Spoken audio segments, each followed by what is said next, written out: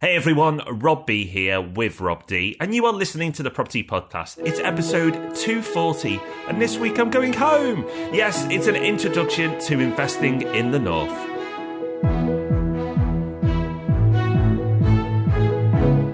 Yes, it is indeed, and we're very lucky to have a real-life Northerner on the show with us today, Mr. Rob B, who's going to guide us through some of the areas, but I'm going to have a crack as well, because I have actually been there. In fact, Rob, we were in the North together just yesterday. We were. It was a brilliant day, a really good day. Loads of exciting things happened, and we can't tell you any of it, which is very typical of us. There's loads happening at the moment. Rob and I are seeing lots of each other, and we're still getting on, which is great. And it's not just because we enjoy each other's company. It's because we're working on actually multiple big projects at the moment. So much happening, so much we're desperate to tell you about. And it won't be long before we can. But all I can say is we're just a little bit more excitable than we normally are, and that's a pretty high level anyway. Yep, a whole load of excitability. But we'd better move on, because otherwise we'll just have to keep saying that we're really excited because we can't get on to the next bit, which is why. But we will get you there soon, we promise. But for now, let's move on to our news story this week. This is from the BBC, and the headline is, "Are longer mortgages the answer to high property prices?" Okay, so this article from the BBC says, are mortgages the answer to high property prices? Or you could change it to, which is probably more appropriate, the cause of high property prices. Really interesting article, and it goes on to give you some case studies here. Now, this certainly isn't the one cause of higher property prices, but Rob, they do make an interesting point and an interesting case. Yeah, they're approaching it from a very different angle from how I would look at this. So in the article, there's lots of case studies of first-time buyers who are taking out 40-year mortgages. The number of 35 and 40-year mortgages is massively up on what it has been in the past. And in these case studies, they're talking to people who are saying, this is great because I've got a longer term, my payment's been reduced, therefore I can afford to buy a house when I couldn't before, which is entirely true. But the other way of looking at this is, this actually supports high prices. So we touched on this really briefly on the webinar that we had the other week for magazine subscribers. So if you subscribe to the magazine and you didn't catch that, you can go onto your Property Hub account and watch that again. We were talking about what might cause the boom in the second part of the cycle, because people say, well, affordability is so stretched already. How can there be further growth? This is part of the answer, I think. Yes, one thing that could happen is that property prices could drop, and at some point, of course, inevitably that will have to happen. But before that happens, they could go up even further because of mortgage constraints being relaxed. So 40-year terms, the return of 100% mortgages. It might sound like, oh, well, that's surely never going to happen because they're still trying to sort out the mess from last time. But I think you might be surprised by how short memories are. And while affordability may be stretched in the south and the southeast, it's forced us north and forced our attention north this week, where affordability is still pretty reasonable. So this week's topic is an intro to the North. Good job it's an intro, Rob, because we could do a podcast on the North, but this is just a very basic intro to whet people's appetites, to give them a basic understanding of what's happening. Yep, and if you find this useful, let us know, because we could always go into more depth in any of the areas that we talk about, or indeed areas we haven't talked about. But now seems like the right time to do an intro, because so many people are looking to the North and the Midlands when choosing to invest in property. We get to see it because we talk to so many people. You really see these themes. A couple of years ago, almost everyone who was living in London was looking to invest in or around London. Then there was a period of time where everyone seemed to be saying, well, I really want to invest in London, but should I? The returns are better further north, but I don't know anything about it. And they're a bit torn on it. And now the default is pretty much, well, obviously I can't afford London, so I'm going to go north. So many people are doing that now. But all those people, despite the fact that that decision's almost been made for them, a lot of them have never lived in those regions and don't really know where to start. They've heard us talking about the North. They're persuaded, but that's a big place. So today we're going to break down the monolithic North into some sort of different areas and talk about their relative strengths and what they have to offer. And a lot of this is taken from a very handy free Northern Powerhouse document that R&P Property is giving away, and there's going to be a link to that later so you can get your copy. So we've been talking about the North quite a lot recently, but we're not the only ones. George Osborne, for many of the other things that he did, one of the things that he did was rebrand the North as the Northern Powerhouse. So we're probably going to be talking about that a little bit today.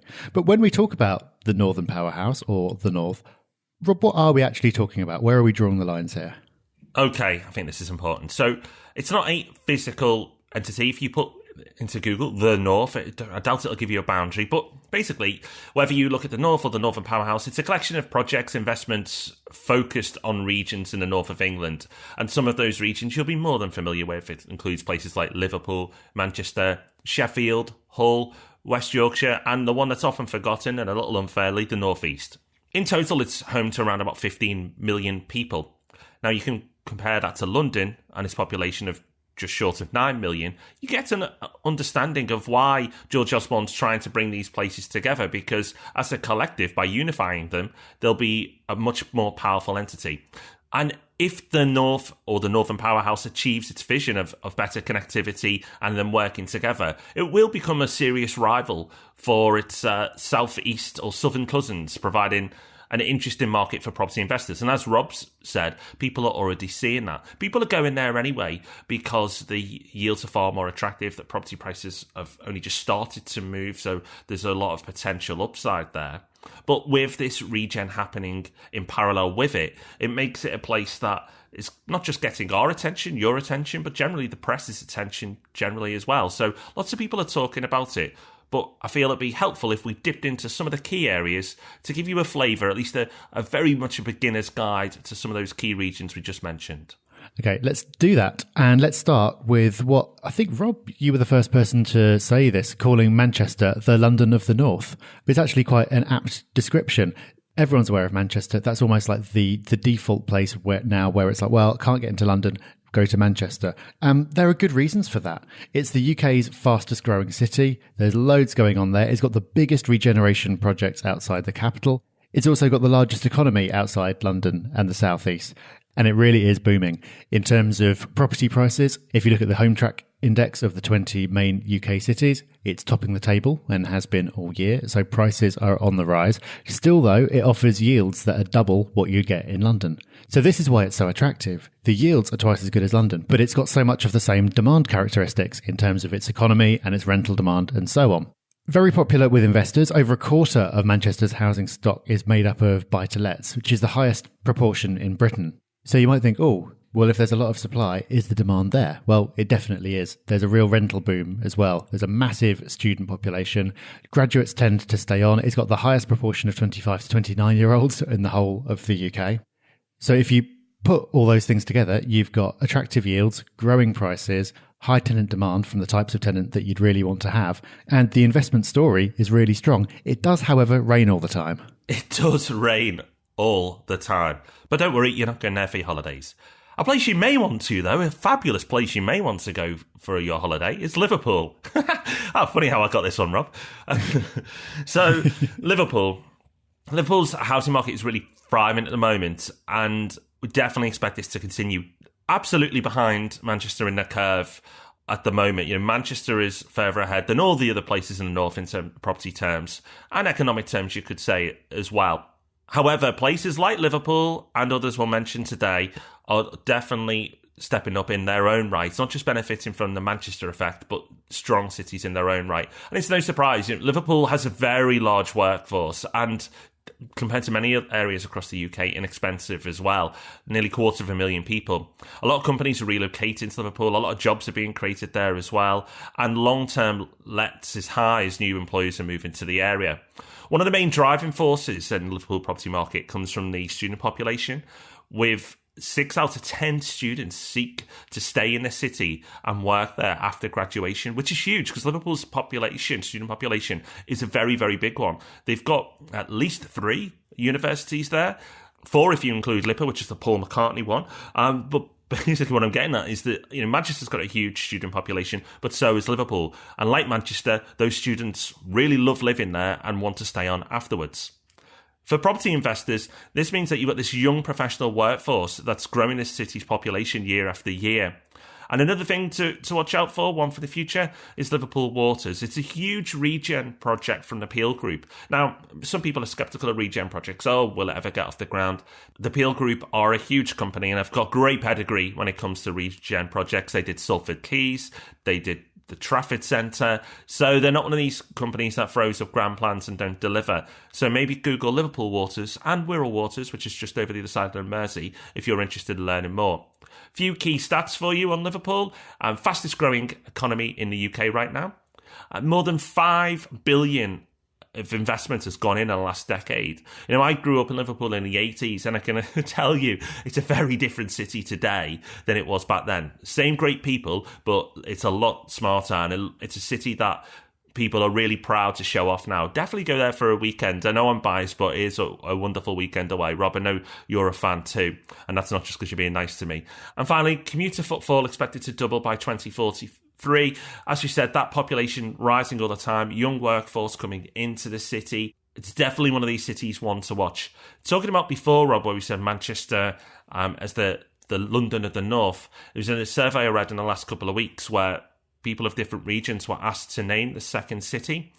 So people from Manchester named Manchester as the second city. People from Birmingham listed Birmingham as the second city. People of Leeds listed Leeds, that they were the second city. The people of Liverpool, they put London as the second city. Ah, I like that. Very cool. So very proud people. That's awesome. And yeah, there is a strong investment case, and it is a very nice place for a weekend trip as well. So yeah, lots going for Liverpool. And because it's so well known worldwide, there's so much overseas investment there, because Manchester and Liverpool, they're probably the big ones because of their history that people around the world have heard of. The next city we're going to look at is Sheffield, which has also got a great history, probably not as well known as an investment case. If we'd asked you before this episode to sort of mention places in the north where you think there might be strong investment cases, you probably would have said Manchester first. Second, you would have said either Liverpool or Leeds, which we'll come to shortly. Sheffield's probably a step behind in terms of perception, but it's still got a lot going for it. And it is popular with property investors. I know quite a few people who invest in Sheffield. There's quite a mix of housing stock in Sheffield as well. I know people who do city centre flats there. I know people who've got very high yielding terraced houses there. There's a real mix. And because it's a favourite with investors, demand is outweighing supply at the moment, and that's only going to continue as the city grows. Again, lots of regeneration and investment planned in Sheffield. And much like Manchester, we can expect to see rental demand increasing for a couple of reasons. First of all, there's graduates, lots of them staying on because the house prices are reasonable and there are lots of job opportunities. But also, as things grow and as things change, you're probably going to see people moving across from areas that are deemed more expensive, such as Leeds and Manchester. So Sheffield could be the beneficiary of some of that ripple effect that we tend to see. So in Sheffield, loads of demand, very popular with investors, surprisingly high yield. The S1 postcode, which is the city centre, offers one of the best returns in the UK, one of the highest yields, which is surprising. It's up there. And also, this is what would seal the deal for me. It's one of the UK's first gigabit cities, which means it's got faster broadband than anywhere else. I'm in. I'm surprised you haven't moved, Rob. Well, now I know. I might be adding to some of that demand up there. Definitely tempted. But somewhere else that would tempt me is West Yorkshire. I'm a really big fan of the West Yorkshire region. So lots going on there. There's Leeds, of course, and there's a few other areas as well that we should touch on. Yeah, I'm a big fan too. Lived in Leeds for a while. Love the city. Great place. Lots going for it from an investment point of view before. You often hear us talk about, with no surprise really, sort of Manchester and then Liverpool and Leeds sort of flanking at either side, which it does geographically, but kind of does economically as well. But like Liverpool, Leeds and the surrounding areas should be talked about in their own right. So let's start with Leeds. Leeds has a booming economy. Like Liverpool and Manchester, very large student population. Again, you've got at least 3 universities there, 3 major universities there. Bradford, just outside of Leeds, only down the road, has a very good university as well. Bradford's prices obviously a lot lower than Leeds, and the yields can be a bit higher there. So if you're looking for a bit of yield, then Bradford maybe you want to watch. If you're looking for capital growth sooner rather than later, I would imagine Leeds is going to go first, but we'll see. Other significant locations within the region, look out for Wakefield, Halifax, Huddersfield. These are all like satellite towns that hover around Leeds. All will benefit from the ripple effect. West Yorkshire has a strong, skilled workforce, a lot of money, a lot of wealth in West Yorkshire, a lot of investment going in there, understandably, as well. One of the things that seems to attract people to West Yorkshire is the lifestyle. Lots of people love that they can get into Leeds, but many people live outside in these commuter areas that I just mentioned and take advantage of the absolute wonderful setting the Pennines offers.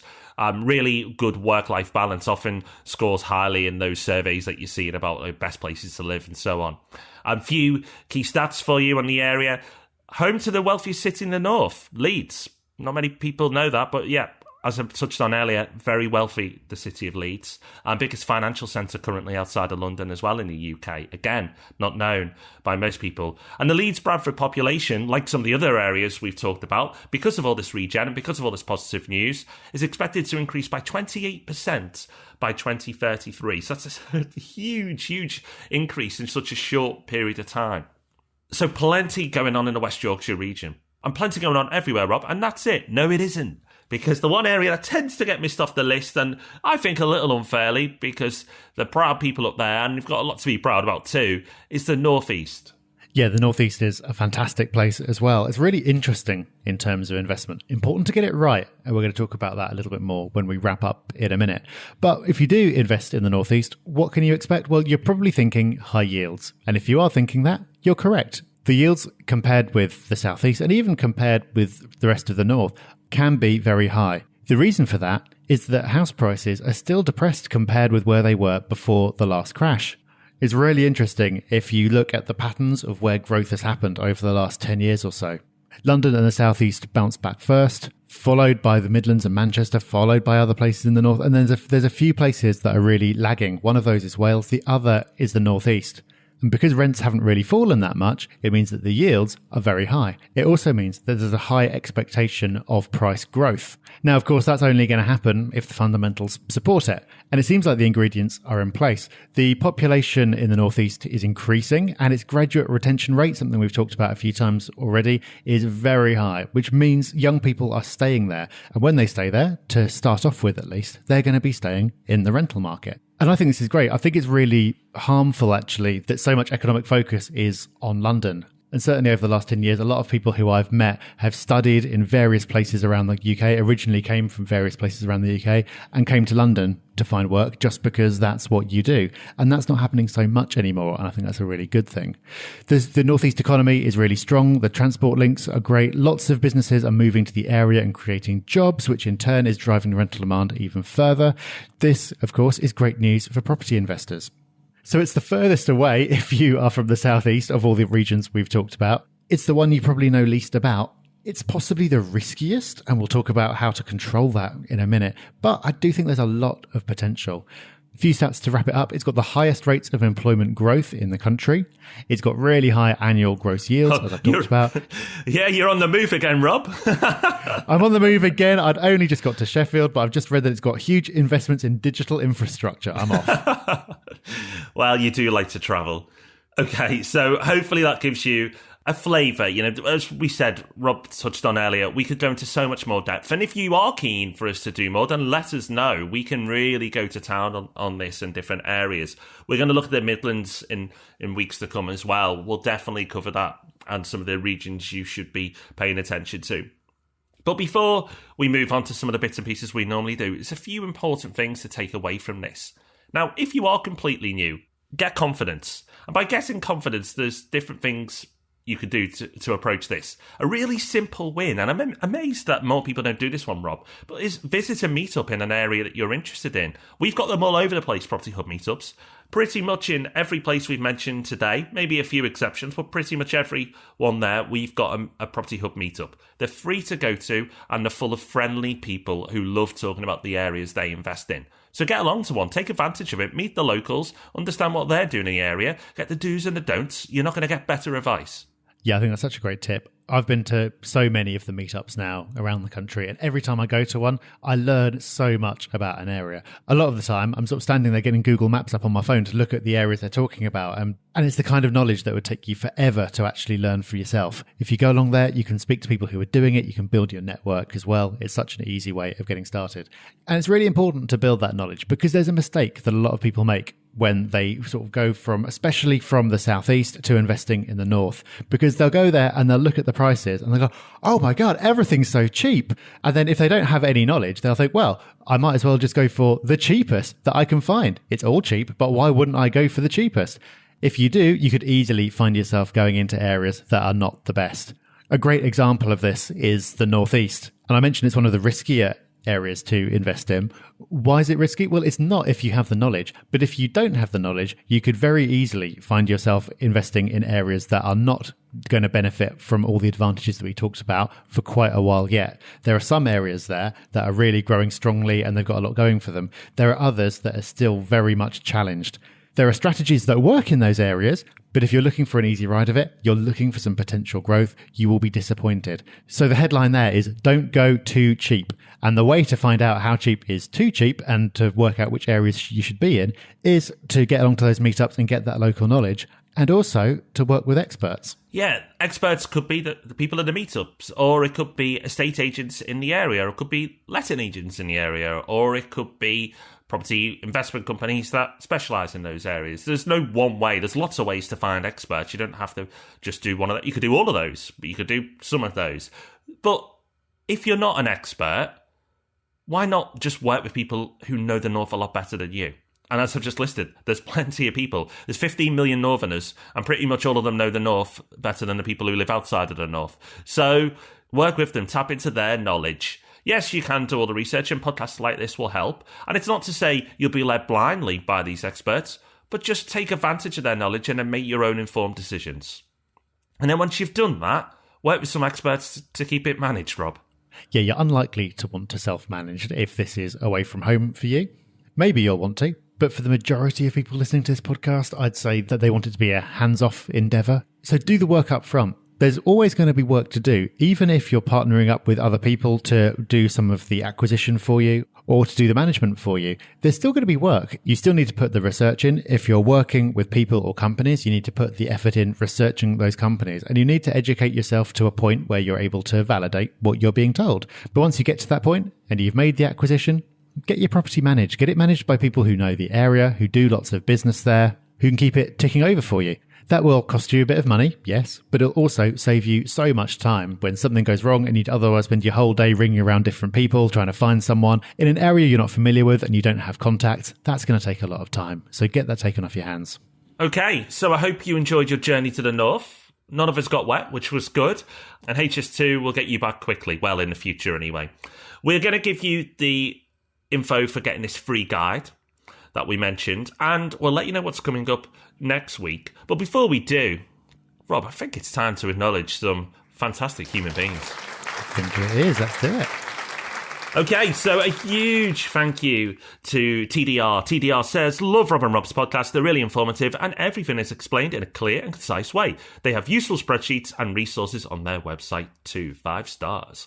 And Matt says, I actually look forward to my long commute thanks to Rob and Rob. I love everything property related, so I was delighted when I came across this podcast, and I was hooked immediately. I really like Rob and Rob's straightforward attitude towards property investing. They don't pretend that it's some get-rich-quick scheme that will make you millionaires in one deal. Instead, they provide good, practical advice to help your property investment journey, whatever stage you may be at. The content is relevant, useful, and very well presented. They don't hide the bad bits, they tell it like it is, and they give an insight into their own personal ups and downs. I really hope the gents are able to continue their good work for many years to come. If you're interested in property, listening to this podcast is a must. Thank you, Matt. We're making people's commutes pleasurable, Bob. Wow, that's some achievement. Yeah, lowering blood pressure all over the country, I like to think. That's awesome. What a lovely pair of reviews. Thank you so much for those. We really appreciate it. And we will give back in the form of a resource of the week. And this week, Rob, it's a resource that you've actually put together. Or maybe I'm giving you too much credit. Your team has put together. Yeah, I've done none of this. But I'm sure they tapped into some of my knowledge in some form or the other. Yeah, to grab this free guide, no catches, go to this webpage and get it emailed to you. It's thepropertyhub.net/power. So if you've enjoyed this episode, but you want more, we've whetted your appetite, but now you're hungry for more Northern knowledge, then go to thepropertyhub.net/power and download your free copy of a Northern Powerhouse guide there. Loads and loads more detail there so you can continue your research. And as we said, it's empowering yourself with the knowledge that will make you a better investor. And Rob, we'll make sure we continue that trend by another podcast next week. Yeah, of course, we're going to be back next week. And we've got another of those topics where you go, how have we not talked about this before? It's really interesting because we never sat around to plan out 240 episodes of our podcast before we started, we find ourselves jumping around and we find ourselves thinking that we've covered all the sort of beginnery topics, but then we come across something that we missed. And so, in fact, if you go onto the website, thepropertyhub.net/podcast, there are really handy categories on there. So you can filter down to the beginner ones, if that's the stage you're at, the more advanced ones, if that's the stage you're at, and different topic areas as well. One of the beginner ones that we just never did was an industry jargon guide. Really, we should have done this earlier because we've been using all these acronyms and all these words that just don't really exist outside property. If you haven't had these explained to you, there's no particular reason why you should know what they mean. I've had more than one person say to me that they thought a BTL was a sandwich, but no, it's not. It's a property-specific term, and there's a lot of them, and we're going to be explaining what they all are next week. It's not a sandwich? Well, I better turn up next week then, because I've just been getting hungry every time people have been talking about it. Right, next week, we will demystify a lot of those funny phrases, acronyms, and all the rest of it, and make life easier for you. And even if you know a bit about property, there's probably a few in there that you haven't come across, or you have, and you just haven't got the confidence to ask yourself, well, what does that mean? Next week, we'll solve that for you, so make sure you join us. And of course, we've got Ask Rob and Rob back on Tuesday, so make sure you tune in for that one too. But until then, you take care of yourself. Bye-bye. Bye-bye. Thanks for listening to The Property Podcast. For show notes, all our past episodes, and to leave a review, go to thepropertyhub.net/podcast.